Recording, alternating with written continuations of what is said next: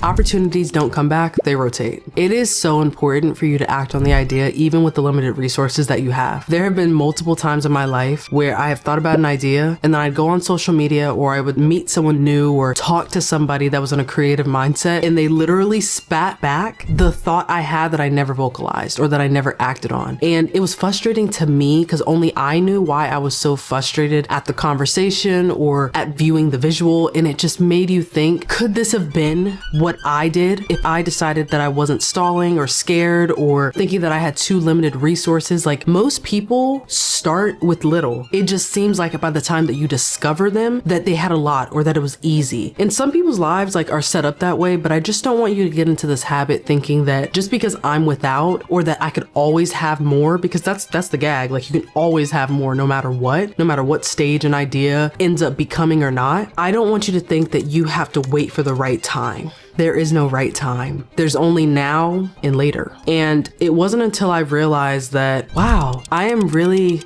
wasting time. And it was a wake-up call for me. And I was just like, dang, if I maybe would have just acted on it, not knowing what to do, not caring about looking stupid, I maybe would have been so much further in my journey or met the right people at times I would have never expected. And I may not have had all the answers then either, but I would have at least been able to tell people about the idea that I started. So we're gonna do a 3-step breakdown of how we can get out of our heads and into the execution of things.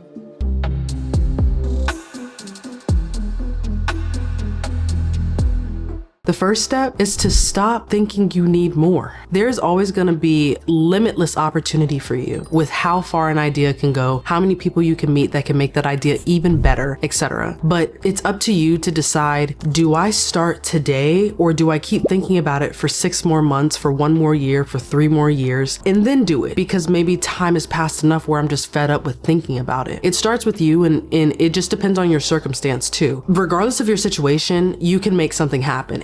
I think what I've noticed, at least in myself and the people in my circle, when we talk about things that we haven't maybe acted on yet, it's because we always think that there's someone or something more that can make it easier for us to start. But really, it's getting in our own ways. We're thinking about how things could be better, or maybe how things could turn out differently if I just waited a couple more weeks, a couple more months. But honestly, what if you decide to never act on it? What if you forget the idea and the opportunity passes? That's the whole point of this video, is that I have seen some really great ideas that I've had and thought about that I've seen other people execute on that I don't even know. And it's nice being able to see it because it's a daily reminder that if you don't, someone else will. You know that quote, I think it's geared more towards relationships, but that quote where it's one man's trash is another man's treasure, that goes for ideas too. And whether you're a creative, whether you're analytical, whether you're thinking about a business idea, whether it's studies, I don't know what it is for you. I don't want you to give up on the process before it even starts. And the way that you get out of that mindset is starting small. So what happens when your dream opportunity comes? Someone's able to give that to you, or you're able to give that to yourself. So you have to answer this question. Do you think that you would realistically act on that idea or be ready for that opportunity if you didn't start acting small on things that you want, but you're not sure about? It's not the big goal, but it's little goals that could get you there. So say, for example, you want to be a motivational speaker. Just throwing that out there. I was just watching a couple videos and it just kind of came to mind. You're not going to get on a TEDx talk or get invited to colleges or events to do motivational speaking and feel ready for it if you didn't start small. So maybe that's reaching out to people and saying, hey, if you have an event, I'm looking to grow my presence in the area, I would love the opportunity to be able to talk about X topic at this event that's relative to the topic that you'd like to talk about. So I'll keep it creative centered. If you think that you want to talk to other creatives about building a brand, that's kind of what I do. I am going to start locally. I've had a couple of speaking engagement and opportunities where I've loved seeing where I can grow, but more importantly, where I'm already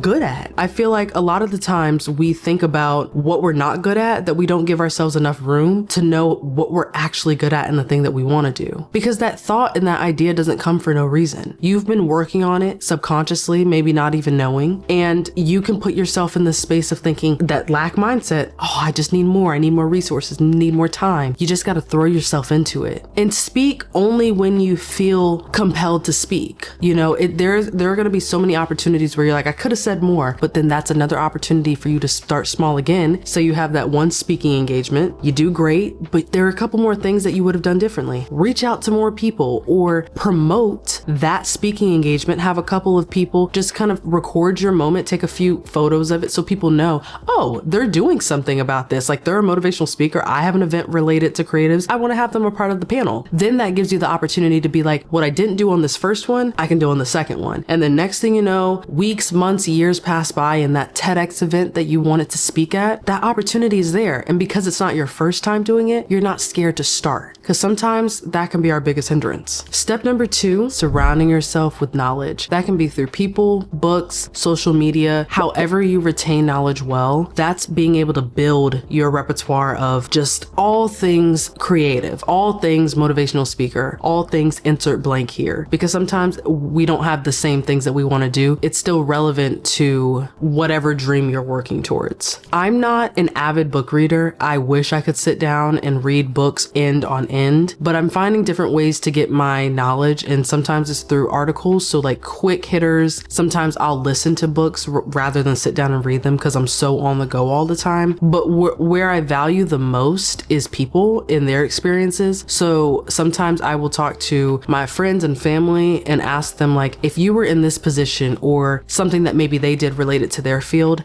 how did you feel? How did you prepare? What resources did you do to get these jitters out? What did you do to practice until that big opportunity that kind of spearheaded everything up until now? What did you do? And so those conversations with those people, while I may not want to be a realtor, I have realtor friends and families that are like, I just went out there and I cold called. I got hung up a couple times, but it got me okay with rejection. I just went out there and shadowed someone.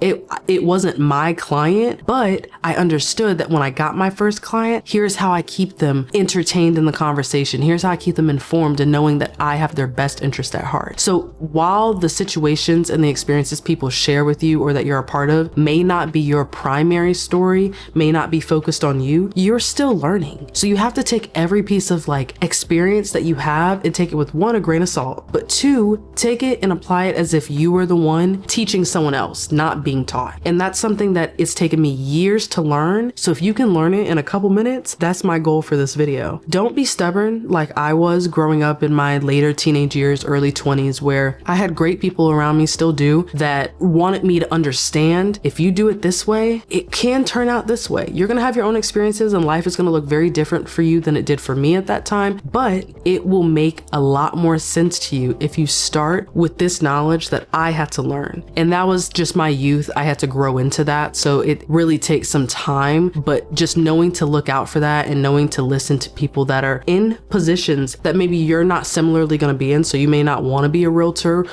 selling all these houses, but you want to be someone who's successful in business. So you can listen to other people that you can visually see and have a track record of that are also successful in business. And lastly, execute. Whatever you do, I know this kind of goes hand in hand with step number 1, which is just starting. But as you start, as you gain more knowledge and do trial and error and learn through other people's experiences, you have to apply what you learn too. You can't just go to school and learn, and then move on to the next grade. You go to school, you take some quizzes that gets you prepped for the test, that gets you prepped to graduate. So in the same way that you did school, in the same way you did some form of learning and did different hierarchies, you are doing that to life. You're doing that to your vision. You're doing that to your career. You're doing that to your dreams. It's so interesting because I remember being in high school and someone saying, this is going to matter when you get out into the real world. And I kept thinking, no, it won't. But it was less about the work that they were asking and kind of talking about. And it was more about the way that you responded to life. And it's just so interesting how I now perceive that being much older, because you don't think that the things you're learning in school are going to be helpful, whether it's high school, college, or, you know, the early stages of your career. They all teach you something about life, no matter what. Whether you're focused or not, it's teaching you something. And I realized that you got to be okay with failing. You fail fast, because that's how quickly you're going to start seeing success. Like, it will make so much more sense to you when you go out and do it and have someone tell you, I don't like it done this way. Or you tell yourself, I want to be better at it this way. But there's no way for you to know how you can get better until you realistically get out there and do it. You know, I know that it can be scary and there are other people that are doing things better better, longer than we have, but who cares? Every market you go in is always going to be saturated. You don't see doctors thinking that way. I mean, I'm sure they do, but it doesn't stop them from their calling. It doesn't stop content creators from creating another YouTube channel. It doesn't stop, construction workers from building more buildings, or it just, there's so many reasons why it won't work out or why it shouldn't work out. But that is the wrong thing to think about. You got to think about, if I got the vision, that means God trusts me that I can do something with it if I put my belief in him. Because sometimes, speaking from experience, you can think that you can do it all by yourself, but it truly was not until I started realizing I am nothing without God. There have been so many moments where I have seen success and quick success, but I did not know how to keep it, because whenever I felt like things were getting so overwhelming, I kept thinking, well, this is why you can't do this. This is why you're not ready. But I was leaning on my own understanding, and we're all living life for the first time. So I really had to take a step back and be like, okay, God, I don't know what to do next. I don't know how to keep the momentum. Please guide me. Give me the knowledge and the wisdom to know that it's you telling me, go here. It may not make sense. You may not like it, but it's only for a short period of time for you to get here, which is where you really want to be. And it takes obedience. And that is something that has been the hardest thing in my path in the past, of course. But every day, depending on the circumstances and the situation, it's hard to be obedient sometimes because it can go against what your plans are. But I always tell God, your will, not mine. No matter how much I want it to be my plan, if he says something different, that's what it's going to be. You have to learn how to be okay with that. And it takes time. I'm still not fully okay with it. I don't know if I ever will be. We're human. We want the things that we want. But I do trust that whatever happens, whatever the plan is God's plan. And it's easy to say now, but I am focused in praying that whoever's viewing this video, if you felt the same on your dreams, your visions, or you're in a situation or circumstance that you prefer not to be in, just find a way to really recenter and reconnect with why and how this might help you. Like, everything aside, in a year, how can this help me? Will this mentally grow me? Will this financially grow me? Will this help me be a lot less dependent on me and a lot more dependent on him being God? Really, truly just be okay with where this journey takes you. Because we spend so much time on getting to the destination that we don't realize all the people, the growth and the experience that we have truly gotten from just living life, being obedient, making some challenges and mistakes along the way, but overall coming out better on top. So trust in that. Trust that God's got your best path at heart. Know that this is a marathon, not a race. I hope this 3-step system helped you kind of think a little bit differently about how you approach and show up for yourself, because starting and executing, those are the two things that you got to stay on. No matter what the day looks like, no matter what the enemy's trying to throw at you, you got to stay on path. Okay? You got to stay locked in. So I'll see you guys on the next episode, Party of One Podcast. Peace.